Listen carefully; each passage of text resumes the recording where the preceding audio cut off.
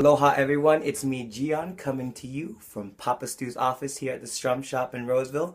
And this wonderful man to my left is the one and only my Uncle Kimo Hussey. Aloha Uncle, welcome. Aloha, Welcome. Aloha. Thank you so much for coming and actually performing a concert and workshop here tonight. So I wanted to ask a couple questions because, to us beginning, intermediate, and advanced ukulele players, you are a staple, you're an anchor, you're a celebrity to us. Oh, listen to you. They're going to think that I'm paying you to say No, that. no. Over 2 years ago, I ran into one of your videos. My favorite video of Uncle Kimo's is his Killing Me Softly. It is a very beautiful rendition, so you should check it out. But my first question, Uncle, how long have you been playing the ukulele? Well, I'll get to that in 15 seconds. Just let me first of all say aloha to everybody who's watching this video. It's my pleasure and honor actually to be here and share ukulele with the Strum Shop.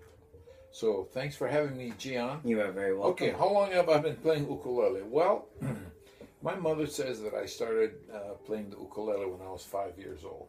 Wow. Which means that I've been... It's about 15 years now, right? Well, at least. For a long, long time. Mm-hmm. Ukuleles in Hawaii, as you probably know, are very different than they are here. In Hawaii, ukuleles have always been just there. And because of the ongoing ukulele renaissance, ukuleles outside of Hawaii are very different, because people outside of Hawaii, they're very, very anxious to learn ukulele, learn about the instrument, learn to play it, and so in Hawaii it's different, not bad, it's just different. But in effect, the answer to your question is I've been playing ukulele over 60 years now. Wow. There's so many stories you could tell, and there's just so many things you could tell and share with everyone. Well, yes, because it's just a wonderful, wonderful instrument. That's why. Yes, very true, very true. What was your first ukulele? Oh, I don't remember, Jion, what brand it was, but it was definitely an ukulele that was just there, in our house. When I was growing up in Hawaii, ukuleles were like in almost every house, and they weren't in cases. They were like in the living room on the couch or on the coffee table, just there and very easily accessible. And so it was probably because of that kind of accessibility that I picked it up one day. I remember that my first and only teacher was my uncle, and after that, it was just keep playing whenever. I didn't take a real serious interest, or at least the interest that I have now in ukulele, until about I have no idea, 12, 15 years ago. Wow. When I finally came back to Hawaii to finally return home and retire there. I wanted to get back into music, and so I thought, "Whoa, what a wonderful way to do it by embracing the ukulele renaissance that was going on around the world at the time." And to this day, this is what I do. I'm fully retired now. Fully retired. Okay. And all I do is travel around the world, doing ukulele concerts and workshops. Oh. How cool is that? And every day you wake up and it's nothing but smiles. Well, I seriously, I cannot imagine a better retirement. What were you doing before you retired, if I may ask? I was an Air Force pilot. Wow. Did that for 30 years. 30 years. Yeah. So while you were in the service, the ukulele was still part of your day today? When it was possible? Not a whole lot. I was, because of what I was doing in the service, I got to travel a lot. And it was very, very busy. So those times when I was able to play the ukulele, it wasn't very long. And actually, most of my adult life, I played guitar more than ukulele. Oh wow, guitar. Okay, so you played the guitar, and then it just just went on from there. Yeah. So most of my viewings of your videos on YouTube, you're usually associated with, I believe, the vine, and it's usually with a baritone or tenor size ukulele. What's your preference? What do you play? What do you play nowadays on stage? And for personal, that's the next question. That's a great question. Jion, I don't own any ukuleles now. All I do is I get to know very, very good ukulele makers, and what I do is I'll either consign a uke from them or buy it from them, play it for a while, and then sell it. Wow. Take the money, buy another one, buy another one, buy another one. A long time ago, got rid of the idea that I needed to actually own anything of value. And the reason I needed to get rid of that was I couldn't afford. Ukuleles, just like everything else, have gone up, in cost and in value. But as long as I've come to learn that as long as I make the right choices, and as long as people make the right choices with regard to quality instruments, they can't go wrong. So I don't represent any one ukulele maker or any company. Oh, okay. People around the world know that what I do represent is quality. So I won't play an ukulele unless I think it's a quality instrument.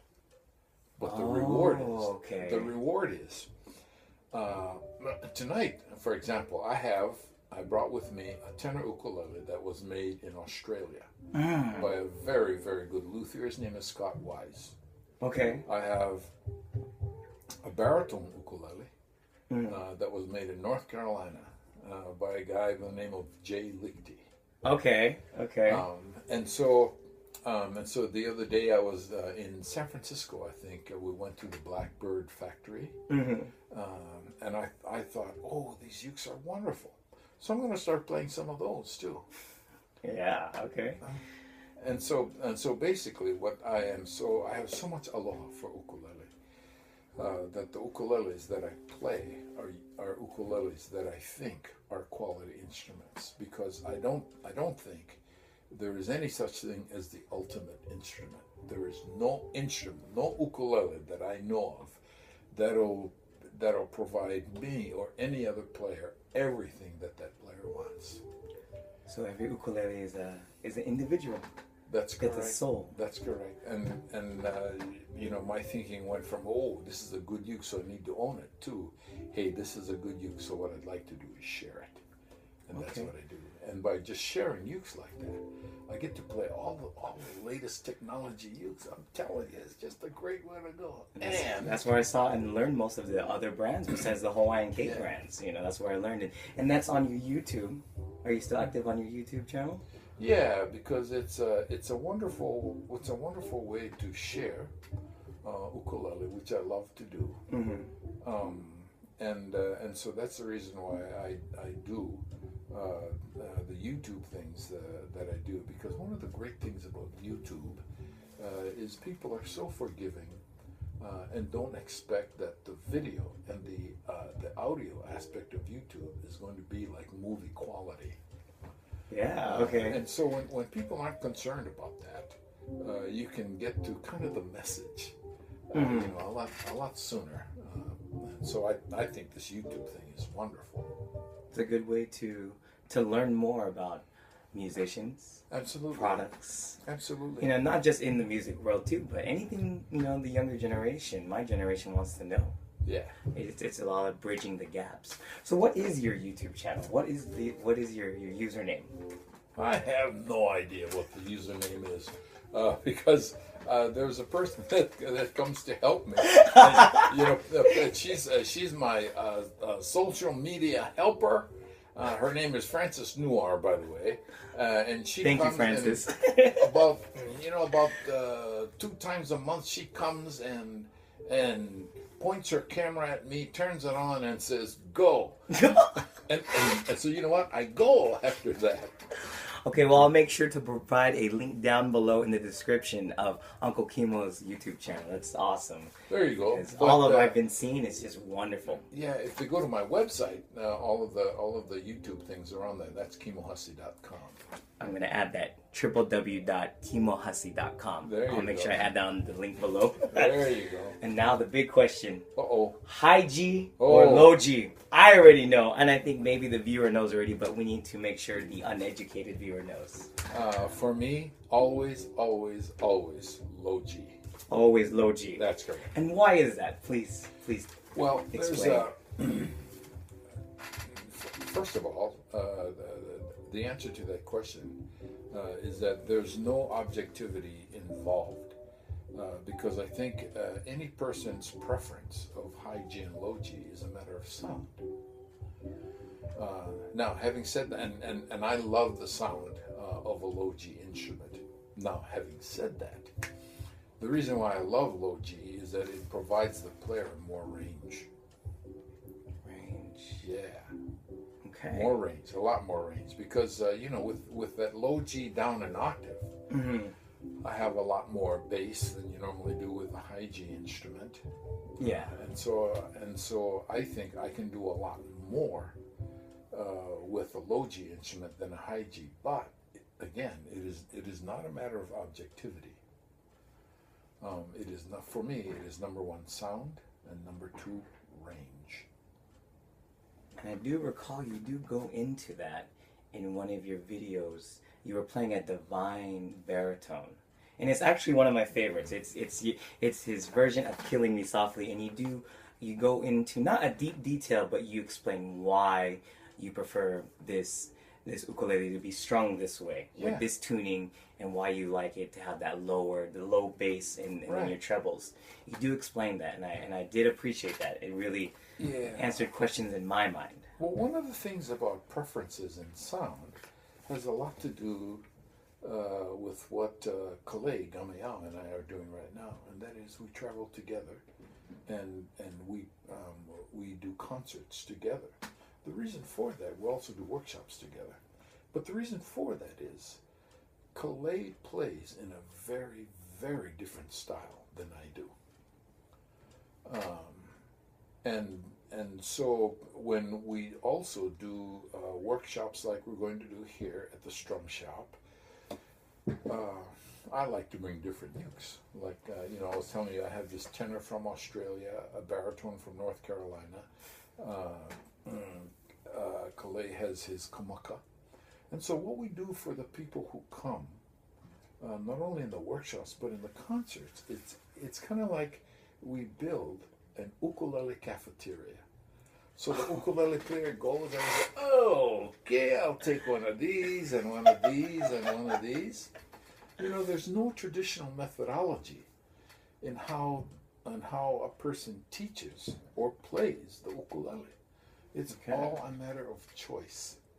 And so what Kalei and I are all about in terms of what we do together is provide different choices to people without recommending any one thing.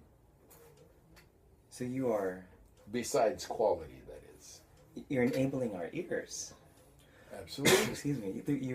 You're letting us listen, and with your vision of what good quality is, you're letting us make that decision. That's correct, and that's a good way to put it, Jion. And the other thing about that is the person, the ukulele player, has to have enough faith in their own preferences, and trust in their own taste to make these choices, as opposed to try to play like another person. It's impossible to play like another person. It just doesn't work. That's just something that makes me think, and that's me as an instrumentalist. I love your work. I love Kalei's. I love Jake's, Aldrin's, everybody's, Craig's, Sarah's. But I'm not them. That's correct. I can grab inspirations and go to their workshops, and they can teach me their approach. But ultimately, it's the player's choice. That's correct. And so what we're about, and one of the reasons why I'm so happy to be here, at the Strum Shop is Kalei and I are about offering people choices, and they make the choices. We don't recommend what they ought to do. We can tell them why we do what we do, but it's not the same as recommending. Yeah. The only thing that we do recommend is quality. When it comes to choosing an instrument, get the best quality instrument that you can afford. When it comes to music and the kind of music you do, always keep increasing that quality and looking for ways to make things better. That's a very wise investment. So, this is a partial. What you had just answered is part of my next question. What advice do you have to give to any level ukulele player? Beginning, intermediate, professional, retired. What advice? You spent about 5 days thinking of that question. That's a tough one. That's a tough one. But actually, you know what? Now that I think about it, okay, my answer would be the reason why people around the world enjoy ukulele, and I think I can say this because I have done this. I have been around the world and watched and had a lot of fun with people. But the number one reason why people around the world enjoy ukulele is that it's fun. It is not an academic instrument. A big majority of people around the world are not interested in becoming an ukulele virtuoso. A huge majority of people have no interest in turning ukulele into a profession. Some who do, and is fine, but most of the people just want to have fun. And the ukulele makes it so easy to have fun. It's small and portable. That ukulele is smart. Ukuleles can play any song that's ever been written. And that is only limited by our ability to recall from that ukulele or impart in that ukulele what it is we would like for it to do. But the big thing is having fun. Because, as opposed to some other instruments, that we practice in order to become professional musicians, make money, or it's an academic pursuit, or we're part of an orchestra, and yes, we're interested in practicing so that we can participate in this orchestra. But the number one activity around the world that people enjoy is what we call in Hawaii kanikapila. Oh, and that is okay. just playing for fun. It has nothing to do with making money, nothing to do with studying, just make it fun. And that's it. And so, in the course of Kalei and I doing what we do, our number one priority is to try to make it fun for people. Profound yet organic, your message. Kanikapila, my brother. Kanikapila. And in Tagalog, we call it kama pamilya. Oh, yes, okay. There you go. Anything else you'd like to say? Anything else you want to promote? Any final messages? Now that you've opened the door, yes. I would like to tell people, always play the instrument that you can best afford, that has the highest quality. Sometimes we take for granted the contribution that luthiers, makers of ukulele, I think sometimes we take for granted the contribution they've made to ukulele. They're making ukuleles that look better. They're making ukuleles that are easier to play, and they're making ukuleles that sound much better. So those of you who are in ukulele groups, every now and then, go ask somebody else to play his or her ukulele, and just change around and just listen to what you are doing, and whenever you can, always upgrade the quality, because that'll make the quality of your music better.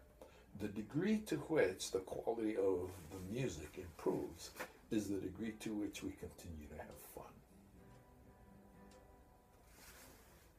So simple, but it's a never ending.